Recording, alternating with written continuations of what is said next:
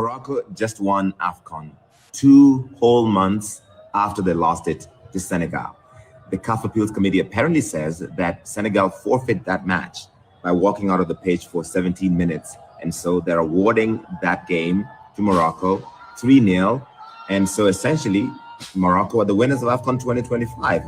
But I was there at the stadium. I saw Senegal win it. Yes, they walked out of the pitch for 17 minutes. It was chaotic. We all know that. But then Gianni Infantino, who leads FIFA, Patrice Motsepe, who leads CAF, they gave the trophy to Senegal. Senegal celebrated at the stadium in Rabat.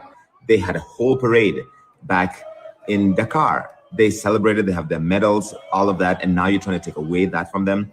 The Senegalese Federation calls this an unprecedented, unfair, and unacceptable decision, and they're going to appeal to the Court of Arbitration for Sport in Switzerland. They will probably win that.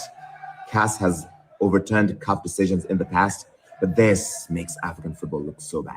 Many Africans feel that CAF favors Morocco. This trophy is won on the pitch, not by email. That's what one Senegalese player says, and there are many who agree. This is confusing. So who do you consider the winners of AFCON 2025? Is it Morocco or is it Senegal? All right, who are the winners of AFCON 2025? Is it Morocco or is it Senegal? That and many more stories. Welcome to This Week in Africa, your weekly live stream where we talk about all things happening on the continent of Africa. Before we get into our stories, we will start with some introductions. I'll turn it over to you, Gloria, before I do mine. Hello, everybody. My name is Gloria Ayo. I am the founder of Diaspora Station. Basically, what we do is we talk about history and things, sometimes current affairs, things that have to do with Africa and the diaspora. And of course, I'm also an analyst on the side. So once again, I'm very happy to be back on This Week in Africa with Joe Hatagwa. Yes, and I am Joe Hatagwa, founder of Authentic African Media. We help people visit, move, and invest on the continent of Africa. We're bridging the gap between those living on the diaspora and those living on the continent. So weekly, we bring stories to you from Ghana, Sierra Leone, and around the continent. I mention those two countries because those are the two countries I spend the most time in. Basically 30% of my time is spent in those two countries.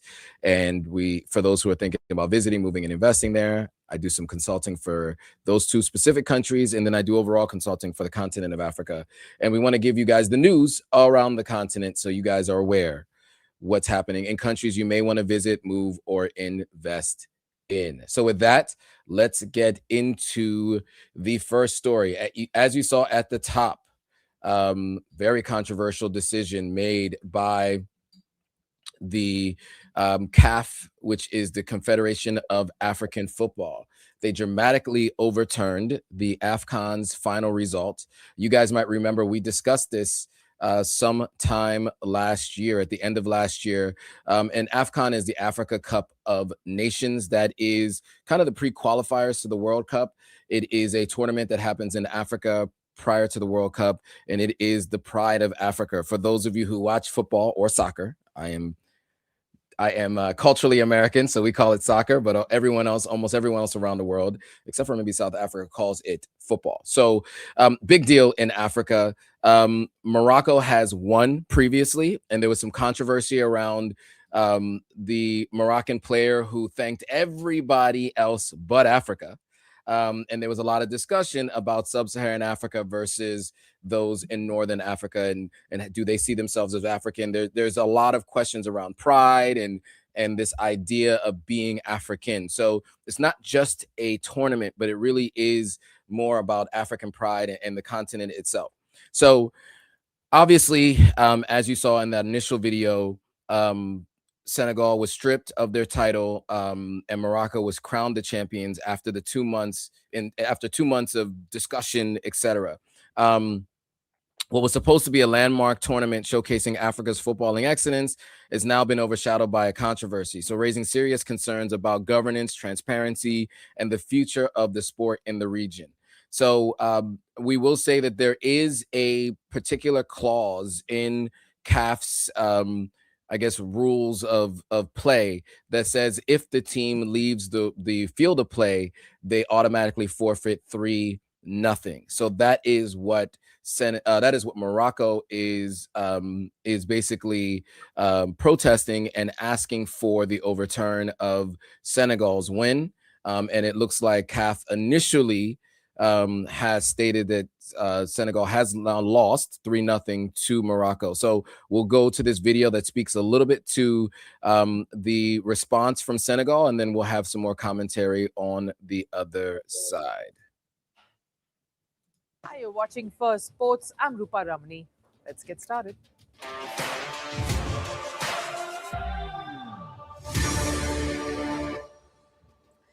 On the show today, Senegal is furious and the government has now stepped in. The matter of the stripped AFCON title has escalated. Is this the darkest hour for Africa that is trying to show its might in the world of football? Venezuela beat USA in base. Lamine Yamal chipped in with 1 goal. Possible corruption. CAF is under fire, but more than anything, African football is under threat of regressing. Is this the worst chapter in Africa's footballing history?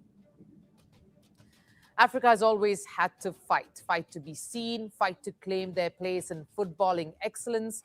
They had to fight perceptions and constant questions of whether they truly belong at the top. It's been a seemingly never-ending cycle, and this year's AFCON was supposed to put a full stop to all speculations and doubts. It was supposed to end the debate about whether Africa is top-tier stuff, and it did. Infrastructurally, it was magnificent. The fans, the attendance, and the passion was all there. It was world-class, the talent for all to see and applaud. The tournament delivered on all counts.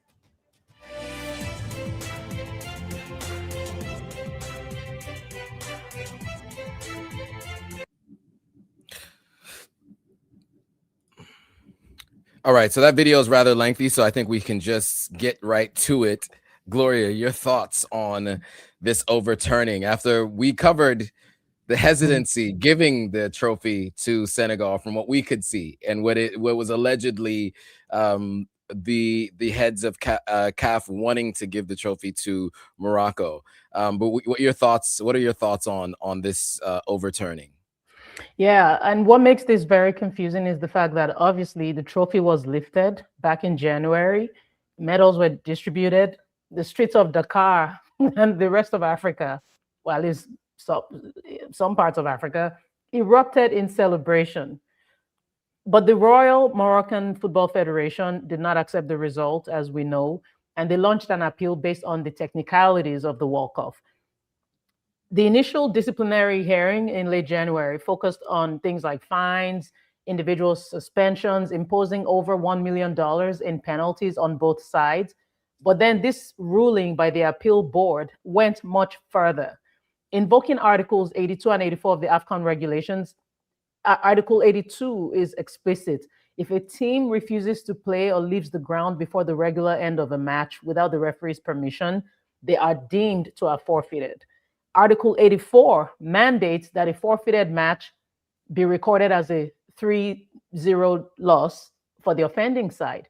The appeal board's logic was that the forfeit was triggered the moment the players left the pitch, and the fact that they returned to finish the game did not annul the initial breach.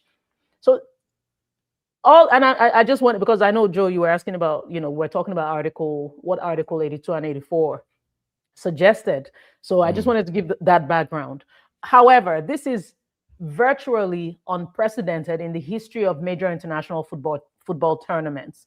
While teams have walked off in the past, the awarding of a title to the losing finalist 2 months after the final whistle has never happened, at least not in modern history. And we cannot ignore the tension. Obviously, I did do a video where I actually asked people, Larry also did the same thing, but I actually asked people to vote on who they thought was the real winner. Now, perhaps Larry and I have different audiences, but based on what I saw, the results, the votes tallied, or rather, they fluctuated between 95 and 96%. So 95 and 96% people supported Senegal as the winners of AFCON.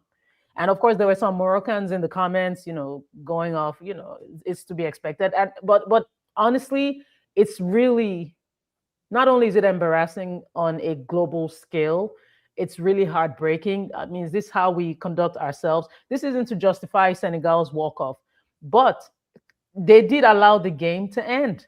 But we also have to understand Morocco has invested billions in football infrastructure. It has positioned itself as the epicenter of the African game and a co-host for the 2030 World Cup.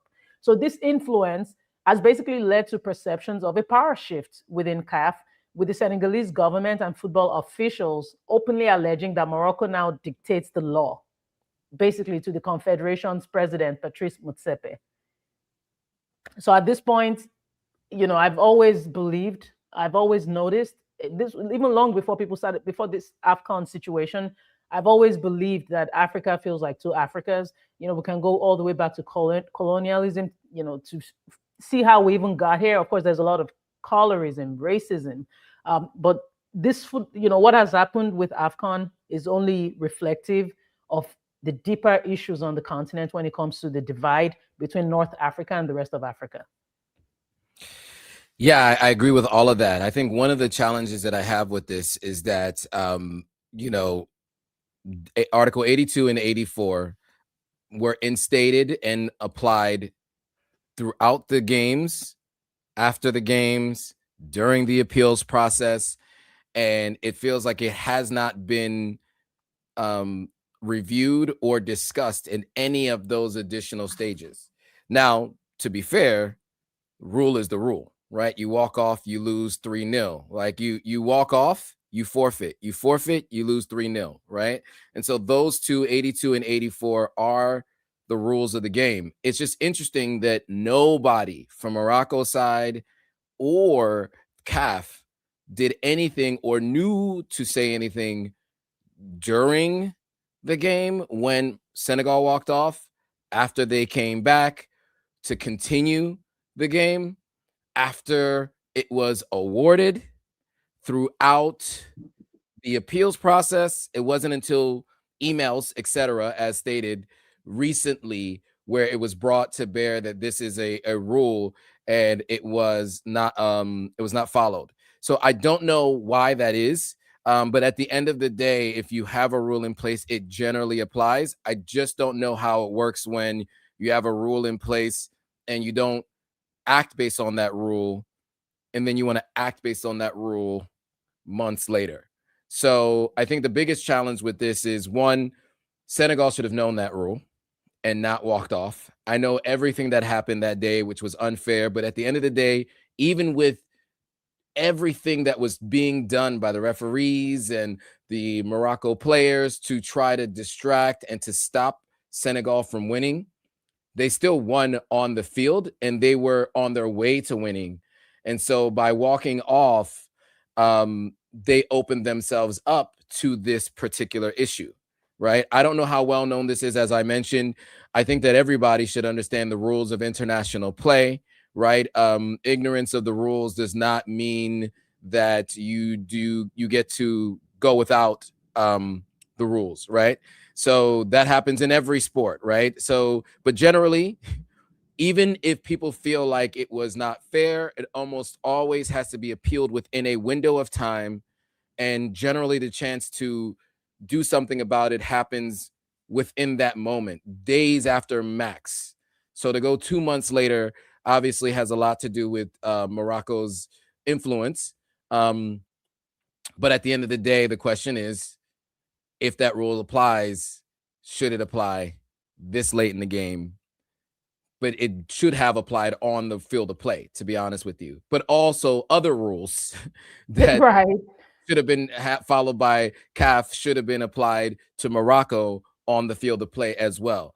I can think that, if you want to be charitable to these folks, you might say CAF was afraid to make that decision on the field because there was a lot of aggression. There were some Senegalese fans that were breaching barriers, etc. But at the end of the day, they didn't make it even immediately following. They waited until this long.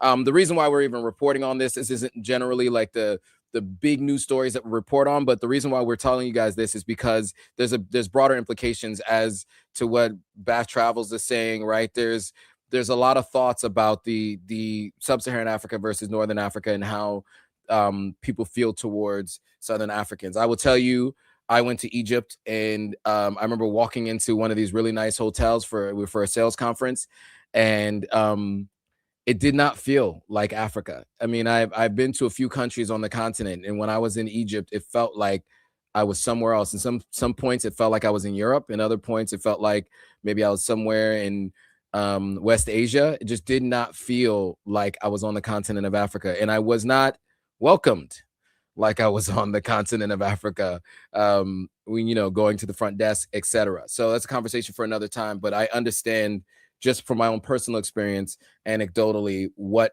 we're dealing with here. So can I also add to that? I'm sorry. Sure. Before people found out, I guess some people, and the word sub-Saharan, I have a whole thing about that I'll do a topic on at some point, but I'm only referencing it for official reasons and just to clarify, or should I say the rest of Africa. But when I visited Morocco, it did feel like I was in another country. I was actually really surprised. Thankfully, my experience there was not negative. I have heard people since say there have been negative experiences, but my own experience, and sorry you experienced that in Egypt, nobody needs to feel like they don't belong anywhere or they're out of place. You know what I mean? Obviously, you're not from there, but you don't want to feel out of place. But Morocco was a completely different experience. And that just shows that the rest of Africa is not even aware of, again, to explain just how divided we are. We're not even aware of what's going on that side of the continent because it's become like alien to us in a sense. Absolutely. And,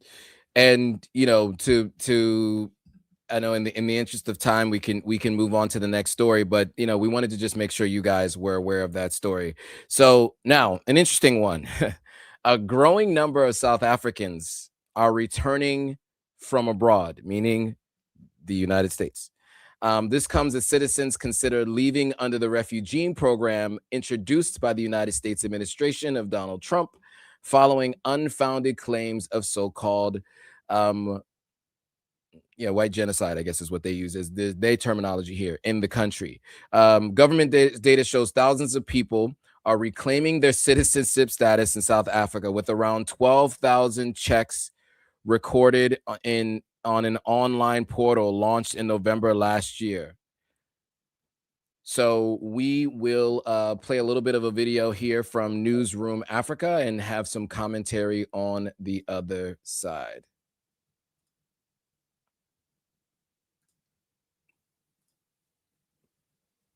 All right, let's turn to this story now, because there's a growing number of South Africans returning home from abroad. This comes as some citizens consider leaving under a refugee program that was introduced by the United States administration of Donald Trump following unfounded claims of a so-called white genocide in the country. Government data shows thousands of people are reclaiming their citizenship status, with around 12,000 checks recorded on an online portal launched in November last year. To unpack what may be driving this trend, we're now joined by the CEO of DNA Employer of a Record, that's Anton van Heerden, as we get into this one. Anton, the grass isn't always greener on the other side. It might just be greener where you water it.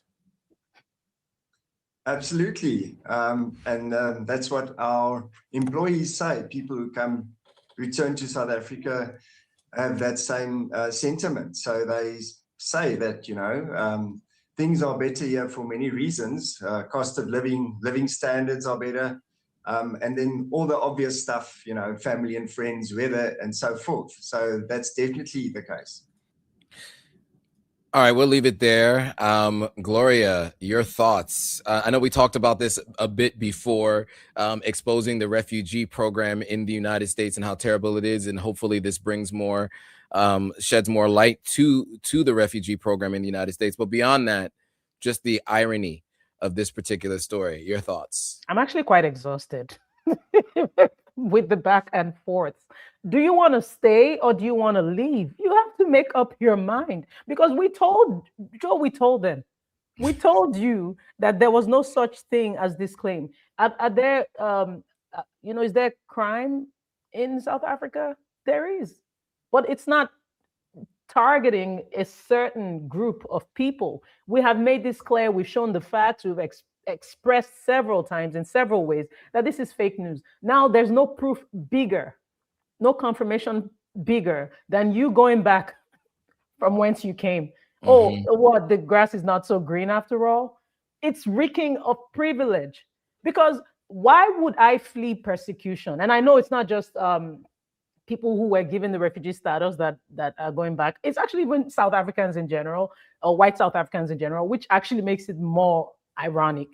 People are leaving. If I know that, oh, my group is being targeted and they're facing all this persecution, I'm not going back. I don't know if there could have been some kind of clause in the, a little disclaimer in the refugee signing that you're not allowed to go back to the site of persecution. And what is really ironic and painful in all of this, and I know I'm making because it's really ridiculous at this point, but what I find extremely hurtful is the fact that there are real people on the continent who actually have needs. You think about Congo, you think about Sudan. There are people in these countries that could use some relief. But America, in Donald Trump specifically, chooses to sympathize with a group of people who look like him based on a narrative that is not even true. You're not gonna now y'all are claiming that America is so I don't know about you, Joe, but I was a little offended with America is so much crime in America. Why? Oh, you're scared now? What are you afraid of?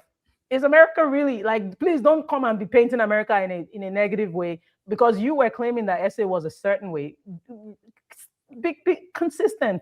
And I don't know what part of America you live in, but please don't come here and be painting America with the bad lights just because you're privileged. Is not the same thing, because you came to America and you saw that it's a level playing field.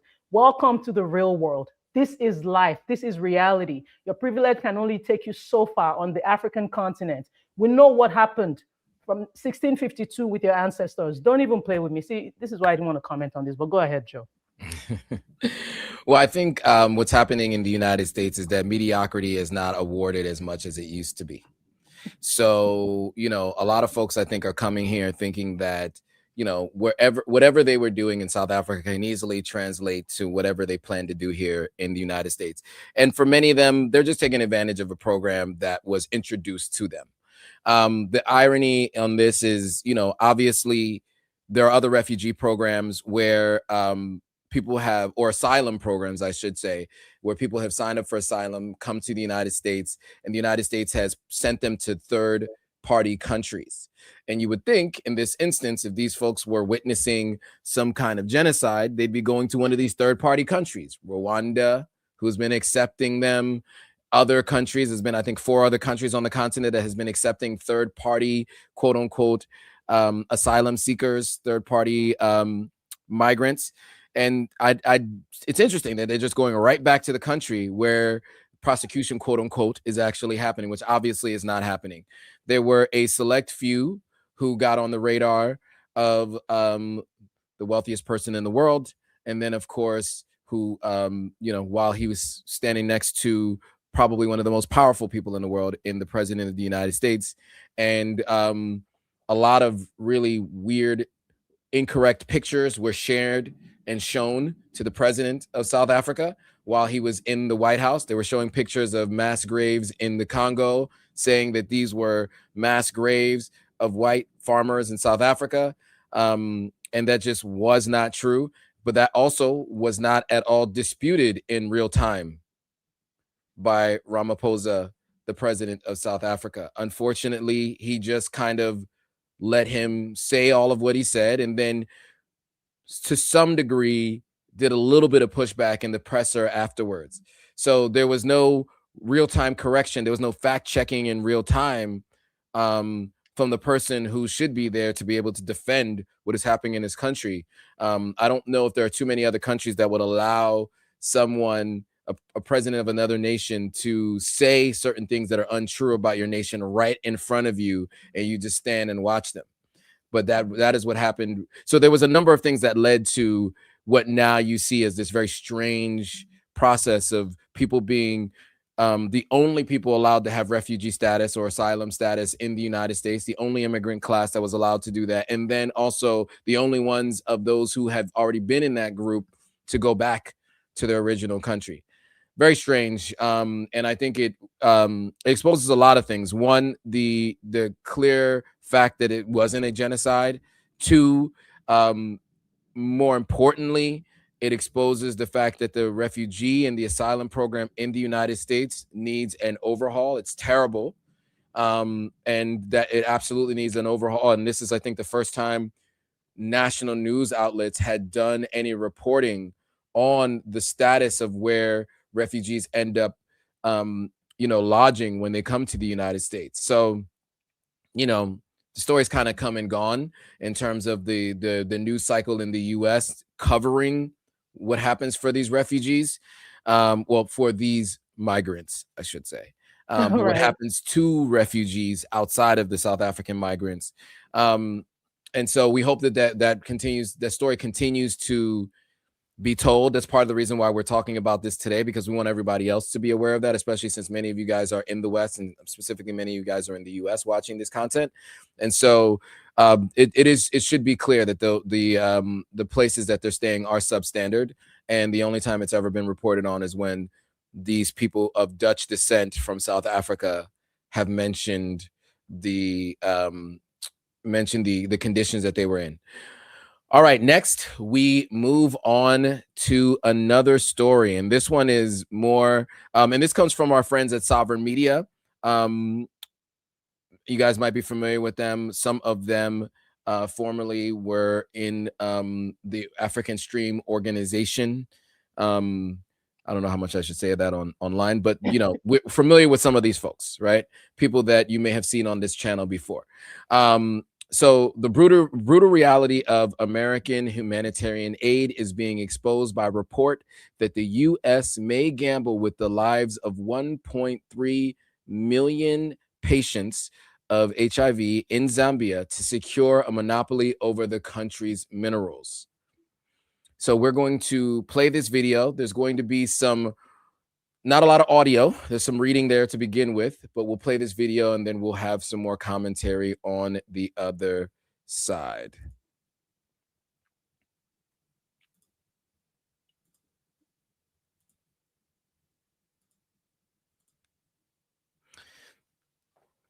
Sign giving the deal greater access to the African country's minerals. The potential threats were reported by the New York Times, who obtained a copy of a memo prepared by the U.S. State Department Secretary Marco Rubio. 1.3 million Zambians depend daily on this support from the U.S. President's emergency plan for AIDS relief. Zambia is leading producer of copper and holds significant reserves of lithium and cobalt. The U.S. considers these minerals critical for green energy and its tech sector. Following major foreign aid cuts, the U.S. is pressuring countries to sign new agreements with specific conditions to access funds and minerals. The memo suggests that the U.S. seeks greater access to Zambia's minerals at China's expense. The memo said that the new deal would involve the potential use of sticks, and warned that Zambia must comply because other countries are watching. By holding the survival of 1.3 million hostage, the United States reveals that humanitarian aid can function as a tool of control rather than compassion. Your thoughts, Gloria? The one advantage I would say of this administration is that it has exposed so much that throughout history, we probably thought were certain acts that were well-intentioned. I'm going to just go back to 2003 when George W. Bush established the President's Emergency Plan for AIDS Relief, known as PEPFAR. And Zambia has actually been one of its primary beneficiaries. Zambia has received over $6 billion in the last 20 years. However, the return of the Trump administration in 2025 brought a transactional lens to these relationships. The freeze on foreign aid in early 2025, followed by the dissolution of USAID in July 2025, showed that, at least according to the American government, there was a transition towards something that was more reciprocal, where it could be more mutually beneficial, it seemed. And some people came out, even Africans included, and that very wealthy man you talked about, the wealthiest man on earth, they all came out to talk about how this was that Africa did not need aid after all, which I have always agreed with anyway. But the abrupt removal of these things for me was the big controversy. Of course, countries like Nigeria and Uganda signed new MOUs under these terms. However, Zambia's president, Akande Ichilema, has balked, leading to the current threat of sticks to ensure compliance. The core of the dispute lies in three unprecedented conditions that are found in the draft MOU. First, the US is demanding that Zambia provide one-way access to its citizens' health data for a period of 10 years. This is a move that critics such as the Zambian civil society have labeled as a violation of national sovereignty, and it just doesn't sound right. Second, the US requires Zambia to contribute $340 million of its own fiscal resources toward health spending to earn a reduced $1 billion 5-year aid package. Third, and most controversially, the US is using the aid as a wedge to break what it perceives as China's preferential access to Zambian mines. So this involves demanding a renegotiation of mining regulations and the sharing of sensitive mining databases with US experts. Just looking at this on the surface does not seem right. Why does Africa always bear the brunt? At the end of the day, Africa carries the entire world. I cannot emphasize this enough. Africa carries the world. And because they know, and this is where I have to bring our leaders in, Joe, because they know that our leaders are not going to stand for what is right. They know that our leaders are going to sell the people out for the most part. We have a couple that know better. They're going to keep exploiting and taking advantage of that. This is a very cheap deal. You want access to our resources for you want our data. It's at this point, it's blackmail. If you ask me, it's actually absolute blackmail. You want our resources. And I mean, the terms and conditions don't even make any sense. Would you try this with a United Kingdom or a Canada? And speaking of Canada, somebody's watching from Canada. Thank you. Yeah. And I'll just add one thing. I would specifically even speak to another country in West Asia that the United States supports with a ton of aid. That is under very few stipulations. You guys know the country. If we mention it here, we get in trouble. So I won't mention the country, but there's a lot of aid going and money going to that country. Very, very wealthy country in West Asia. You guys know who we're talking about. People have been accused of committing a genocide over the last 36 months, right? There are very few stipulations for them when that aid is given. But in Africa, there's stipulations given. I only use that as an example because there's not a lot of aid from America given to like European countries, but there is one specific country where a ton of aid goes to with very few stipulations. But when it comes to Africa, there are. Now, here's what I would say. The one thing out of all the stipulations that the United States had with Zambia in this is that Zambia has to invest $300 million in their own money in their own country. Now, Burkina Faso has decided that they're going to do 140 million or 110 million or something to that effect in their own country for their own aid with their own deal. I do believe that one way to get yourself off of aid is if you have a commitment to spend the money that you're generating, right? Because we know that all these countries have money that they generate. It just never really goes back to the people. And so I would love to see that kind of aid actually spent on these critical resources in country. I don't know if 300 million is available for aid because I don't know how much money comes in and out of the coffers of the federal government there.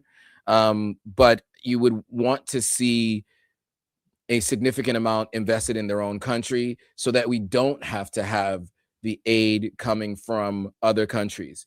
So in an ideal world where there's a partnership or a cooperation and it has to be with the West, the one stipulation that I think makes sense is joint investment in the aid and reduction of aid eventually by the West so that that can be self-sufficient on the continent. That'd be an ideal scenario if you're going to have to do these kinds of deals. And as we've mentioned on many occasions, ideally you don't have to, but it's just where we are today. Moving on to the next story. So in a rare judgment in Belgian involvement in the former colony, a Belgian court actually ordered that a 93-year-old former diplomat stand trial for the 1961 assassination of Patrice Lumumba, Congo's former prime minister and independence icon. This is now just a trial that hasn't started as of yet, but the judgment is saying that he should stand trial. So we will play a video from DW News and have some commentary on the other side. One of Africa's most brutal political killings may finally get its day in court. More than 60 years after the assassination of Patrice Lumumba, Congo's independence icon, a former Belgian diplomat has been ordered to stand trial. Lumumba's family welcomed the decision as a step forward that's a little closer to justice. Some people might ask what this is about. Is it a matter of revenge, but of reparations in the form of money or something? But it's not the case. This is a matter of recognition, a matter of understanding, and what we currently ask of the court is quite simple. We just want the truth. Etienne Davignon is the last living of 11 Belgians indicted for their alleged role in Lumumba's death. Now 93, Davignon was a junior aide in the Belgian Foreign Ministry in 1960 when Congo gained independence from its colonial ruler, Belgium. Records revealed in an inquiry showed Belgium was working to undermine Lumumba's government, and that Davignon, who was posted in Kinshasa at the time, was responsible for providing a legal justification to have Lumumba removed from office. After his work in Congo, Davignon rose up in the ranks of the Belgian Foreign Ministry and even became an EU commissioner. Davignon is facing charges of participation in war crimes, including depriving a prisoner of war the right to a fair and impartial trial and inflicting degrading and inhumane treatment. And who exactly was Patrice Lumumba? Well, he became Congo's first prime minister after independence. He was in office for just a few months before a rift with Belgium led to his overthrow in a coup, followed by his imprisonment and torture. Lumumba was executed by firing squad with the support of Belgian mercenaries. And to hide the murder, Lumumba's killers cut his body in pieces and dissolved it in a barrel of acid. A Belgian officer at the scene kept Lumumba's tooth as a trophy. In 1991, a Belgian parliamentary inquiry concluded that Belgium bore moral responsibility for Lumumba's killing. Activists say putting Davignon on trial is a crucial step towards truth and justice for victims. Lumumba's killing not only violently took a man from his family, it also robbed a nation of a democratically elected leader. We will never know what path Congo might have been on today. All right, I'll leave it there. We all know what's happening in the DRC right now, and we've talked about it on many occasions. And what we just witnessed or what we just reviewed was exactly what led to where the Congo is today. So what she was saying there is who knows where Congo would be right now if Patrice Lumumba actually had the opportunity to govern the country. I think it was within 6 months this happened, that he was elected prime minister. So your thoughts, Gloria, on this particular trial that is meant to commence for this 93-year-old, the last remaining member of the group that took part in this, the 11 that were indicted. Thank you, Joe. It's been 65 years. On January 17, there was obviously a lot of social media noise, if you will, around Lumumba's unaliving. Very, very hurtful to not just to Congo, but to the entire continent. Unaliving of this man, needless unaliving. And I did a 3-part series on my page where I talked about the CIA's involvement, the use of the initial plan to actually put something in his drink or toothpaste or his food or something like that. I talked about how Congo's uranium powers the world, and how, because of that, there was a lot of interest in Congo to take out a man who was actually protecting Congo's resources. And of course, I did talk about the actual event and everything that happened, and we did hear that in the narration as well. So I'm going to spare everyone the story of what led to that day. But I do want to state, and this is why I'm making all this reference, this is why it's so important that we tell our stories.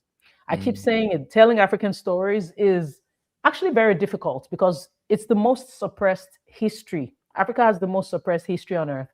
And ironically, it's the darkest. You cannot come out and say we shouldn't talk about what happened in Germany.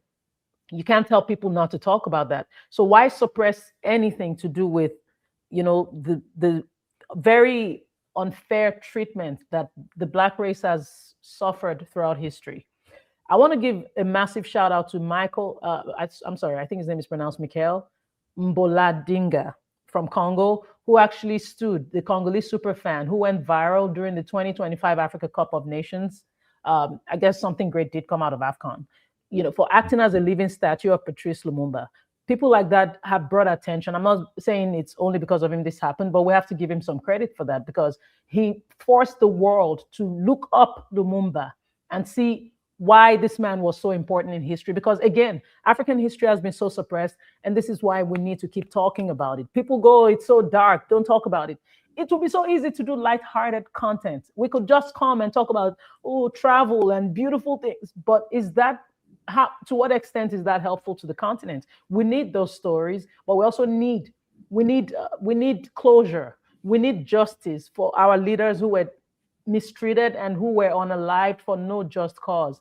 Patrice Lumumba's story is a powerful one. I don't think we can share it enough. Davignon, I don't care if you're 93, if you're 203, you need to face trial for what you did. And whoever else is involved, the CIA needs, whoever else is involved needs to be investigated, and this man should get full justice.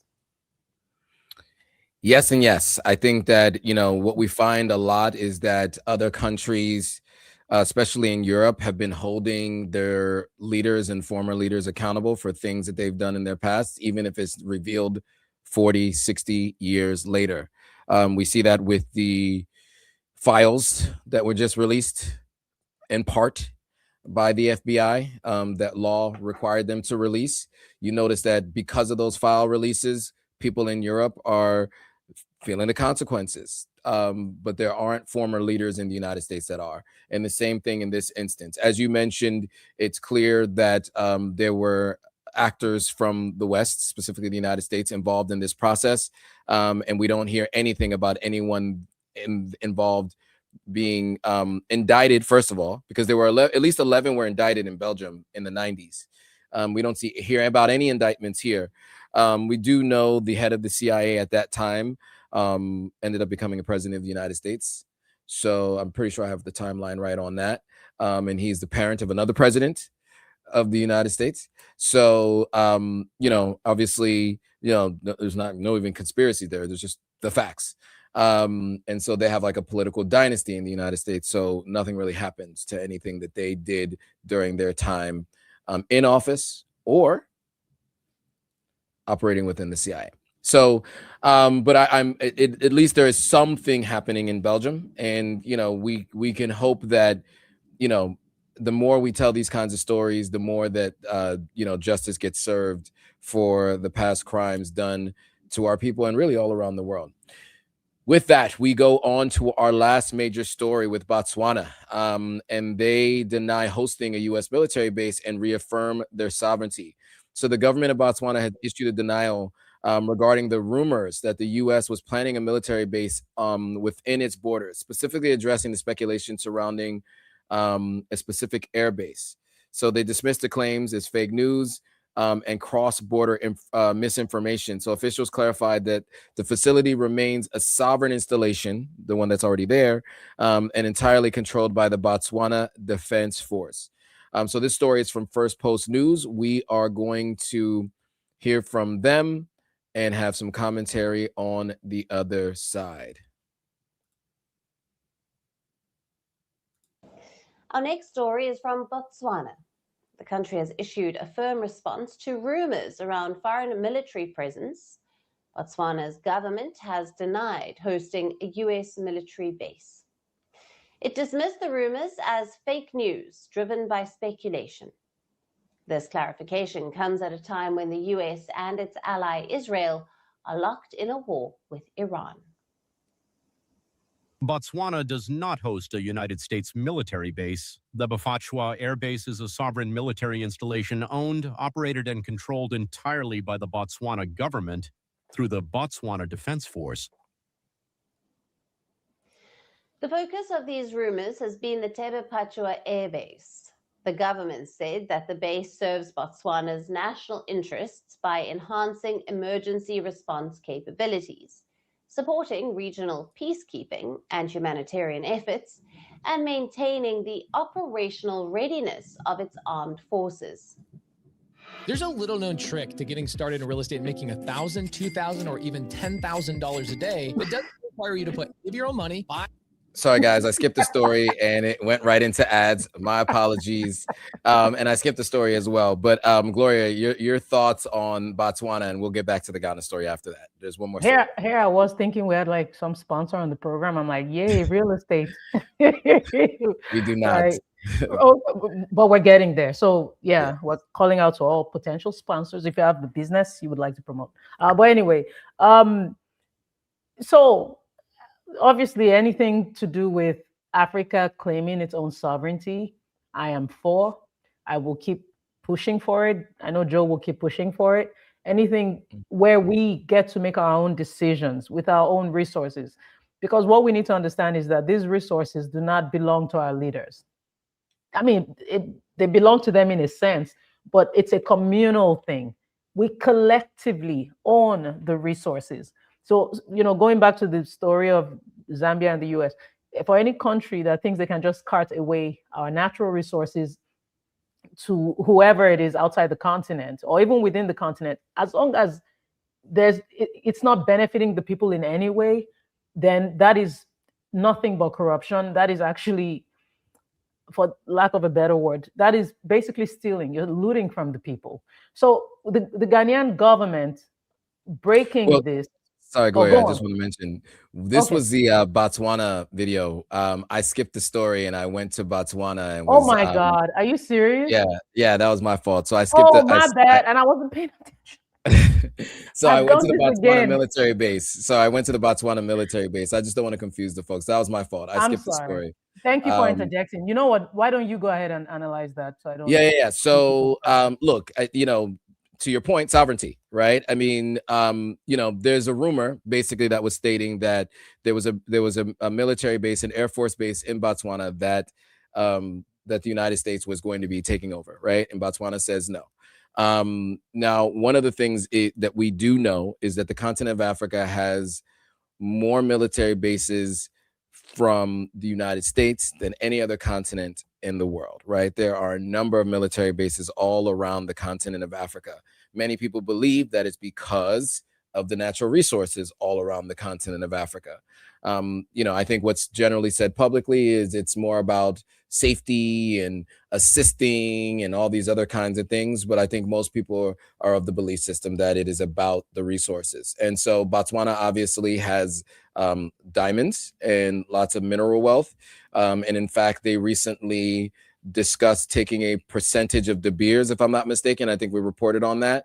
And so they're looking for more sovereignty around their natural resources, taking a stake in the company that had been purchasing from them. And then I think they're also working to do some refining of the resources in country before exporting it as well. I think that that's another recent story. So it seems like this new president in Botswana, not as popular or as well known, I should say not as well known. He seems popular within country, but as well known internationally as some of the other leaders that we talk about. But he's been making some strides internally, specifically around this, looking to buy a percentage of De Beers so that they actually own some of the process before it's exporting and actually refining the minerals, and you know, having more to do with the refinement and then the eventual sale. So it seems like he's making a lot of decisions that are to the benefit of the people of Botswana. So yeah, I don't know if you have any thoughts on that, but that's I think where we're looking at with this video. I think you've said it all in the interest of time. Okay. And then the last one is we will go to Ghana, and to the story that Gloria was just referencing. You know, Ghana is accelerating its push towards resource nationalization. So very similar in the sense that Botswana was doing as well. But one thing that's really interesting is that Ghana has reclaimed control of the Damang gold mine in Western region, which was operated by South Africa's gold fields for 30 years. So the government seized the mine in April last year after rejecting a lease renewal, citing failure to declare verifiable reserves. So this is still dealing with a continental reclaim, not necessarily a reclaim of any businesses outside of the continent, but we're moving in the right direction. We see this a lot, of course, with Burkina Faso, Mali, and Niger. Botswana is also starting to do that as well. So what we're seeing is that there are some leaders and heads of state that have been kind of following in the footsteps of what we've seen in the AES. So let's go to this video from First Post, and then we'll have some commentary on the other side.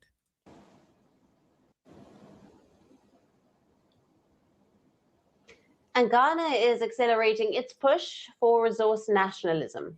After nearly 3 decades, a foreign mining giant is out and local players are moving in. For 30 years, the Damang gold mine in western Ghana was run by South Africa-based Goldfields, but that era is now over. The Ghanaian government has reportedly rejected Goldfields' lease renewal, citing a failure to declare verifiable reserves. Instead, authorities seized the mine in April last year and are now vetting 3 local bidders to take over. All right, Gloria, your thoughts on seizing the mine and vetting 3 local bidders to take over. I know you started earlier, but just to complete your thought. I think you're muted. Just in conclusion, at the end of the day, it's all about sovereignty for every African country. And if Ghana is able to keep their mining and keep things nationalized and local, I think that is a great first step. Now, whatever happens after that, obviously, we can only hope that the government does things in the interest of the people. But I think that is an incredible first step. And I hope we have more African countries doing the same. There you go. Yeah. And I will say of all of the inaugurations and presidential wins across the continent since I think it was 2022 when Ibrahim Traoré took over Burkina Faso. There was one notable inauguration that Ibrahim Traoré from Burkina Faso attended outside of the AES, and that was Ghana, when President John Mahama took over as president in his second term, you know, after a 2-term interim. Another president during the 2 terms that Mahama was out of office, Ibrahim Traoré went to his inauguration, and there were a lot of discussions on cooperation. We discussed this briefly. There was some security and cooperation agreements that were done recently between Ghana and Burkina Faso, and we see Ghana seems like following in the footsteps of some of what Burkina Faso had done.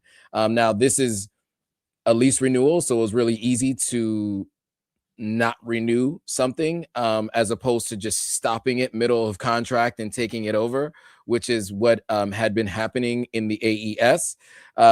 So it is a step in the right direction because they're going to allow 3 companies within the country to bid on it. What I'd like to see is if there are any other leases that are up for other European countries, if the same is done. But yes, we love to see Africa taking back its natural resources, and we hope to see these funds go back towards the development and the advancement of the Ghana people. With that, we have a couple of stories from around the continent that we wanted to get into. Some of you may or may not be aware, Idris Elba was knighted by the King of England.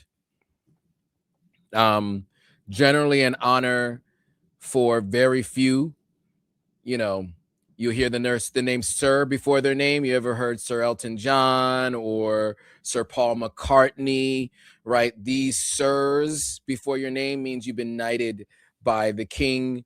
And at one point for 90 years or whatever, 70 years or so, it was the Queen of England, right? She was knighting different people. So Sir Elton John, Sir Paul McCartney were knighted by the former Queen. Now the King, Charles, is the head of the family now, and he is knighting folks. And so he has knighted Idris Elba. Any thoughts, Gloria, on this knighthood by Idris? Sir Joe Hotagwa has a ring to it, if you ask me. I call you that anyway. But interesting one. And I remember when you shared the story, I was like, oh, wow. And then you were like, yeah. And then I was like, oh. On one hand, obviously, we have to look at Idris's journey. You know, son of immigrants. Obviously, he's from, is he from your country? Ghana and Sierra Leone. One parent from each country. One parent from each country. Yes. Oh, nice. So, you know, it's a beautiful story, you know, when you look at it. And obviously, with the controversy that comes with the monarchy, you also look at it from another angle, like, whoa, you know. So at this point, I guess it's mixed feelings. Yeah, same. Look, I mean, it shows that, you know, he's made an impact and he's doing a lot of great work. He was obviously invited to Prince Harry and Meghan Markle's wedding. You know, a lot of people, there was a lot of celebrities that showed up for that one. So, you know, he obviously has a relationship with the royal family. I think there's a lot of questions and concerns about the royal family's history in general and as it pertains to the continent of Africa. So, you know, I think that's why there's a lot of mixed feelings about this. But shout out to Idris for all the work that he's doing on the continent and for being recognized globally for the work that he does. Moving on to the next headline is there's an Israeli group that sent Palestinians from Gaza to South Africa.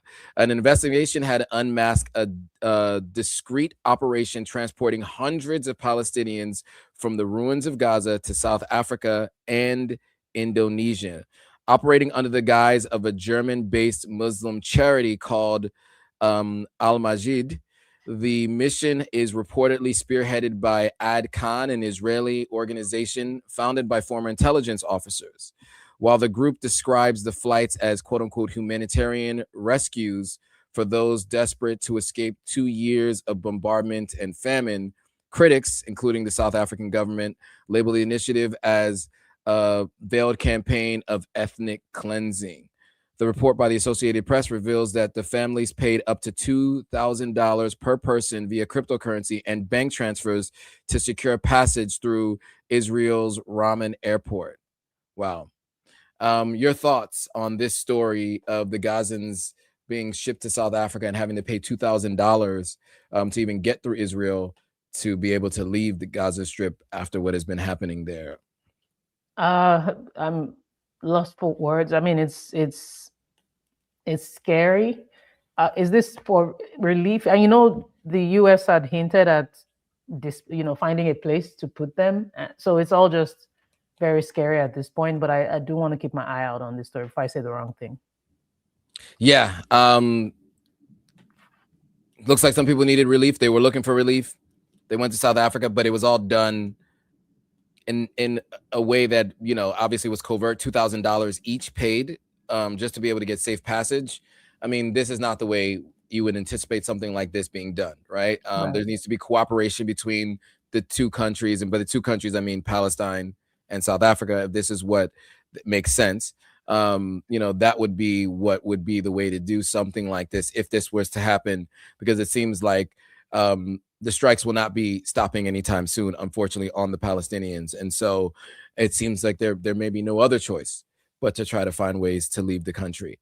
Okay, last two stories. The president of Guinea was finally found, or finally resurfaced, after being gone for weeks. Thoughts? Anything you want to add to this? Welcome back, sir. Speaking of sir. Yeah. Glad you've been found. Yeah, I mean, what we find is that a lot of presidents on the continent leave their country to go get medical treatment. Very often, it's not really disclosed. In this case, it wasn't. He was just gone, and now he's back. Wow. So there are questions about why he was gone, where he went. But you know, it is what it is. I will mention that the leader of Guinea is also the leader after a overtake of the government, and he although in West Africa is not part of the Sahel region or the AES, not part of the AES. And so I've always been interested in why they hadn't included him. But we'll keep an eye on this and more. Okay, and then lastly, maybe this is one of the reasons, but go on, Joe. Potentially. Tinubu, president of Nigeria, visits the UK, and the old king himself assisted Tinubu in walking a few times, which has been a point of controversy. Viral videos showing that just speaks to some of the age of some of the leaders. Now, he hasn't ruled technically for as long as many of the other leaders his age, but it was quote unquote his turn when he was running. That was one of his campaign slogans. So and he's been behind the scenes of the APC party for a very long time, as many people who are from Nigeria do know. But anyway, your thoughts on his trip to the UK, all the controversy surrounding it. Oh, I have to comment on this. Okay. Here's a video that I recorded, how Enugu changed Nigeria. This has to do with what happened in 1949, what the British did to some miners in 1949. This case has been reopened. Please feel free to check it out on on any of my platforms. How Enugu changed Nigeria. How the miners, who all they requested was fair treatment. I'm going somewhere with this. Mm-hmm. All they requested was fair treatment, to be paid, because they weren't even getting paid. Very poor treatment by the British who hired them, and they protested silently, peacefully. And the British, F.S. Phillip, the British superintendent, ordered his men to unalive these men. I think it was at least 21 miners with a lot injured. And the case has been reopened many years later. The British government owes these miners and their the families of these miners a ton of money. Now, I appreciate, I guess, the president doing what he can to, be diplomatic or whatever it is. I don't know the essence of this visit. How do I phrase this because of the algorithm? Something very tragic happened in Maiduguri in Nigeria, and the president was in the UK. The first thing that came to my mind when you talked about this story was from one monarch to another. Yeah. If you know, you know, because it's like Nigeria is basically a monarchy at this point. But he's in the UK. Something really tragic happened in Maiduguri where a ton of people were unalived, where some people unalive themselves to unalive other people. Read between the lines. Self-unalivement. Yeah, self-unalivement. By bomb. Good one, Joe. So yeah, that happened, and our president is in the UK. Anyway, I say all that to say, I bring up the Enugu story to say, I hope you talk about that story. You have that conversation with the king. I hope you talk about all the injustice that has happened throughout, not just Nigeria, but throughout the continent, and you ask for justice for those people. It's not just about handshakes. It's a good thing you didn't make this the main story, because I would have had a lot to say, as you can tell. Yes. And with that, I think we are at time. So thank you all for joining us as long as you did. And look, we started a little bit late and we're ending a little later than usual, but we appreciate those who joined and watched all the way along.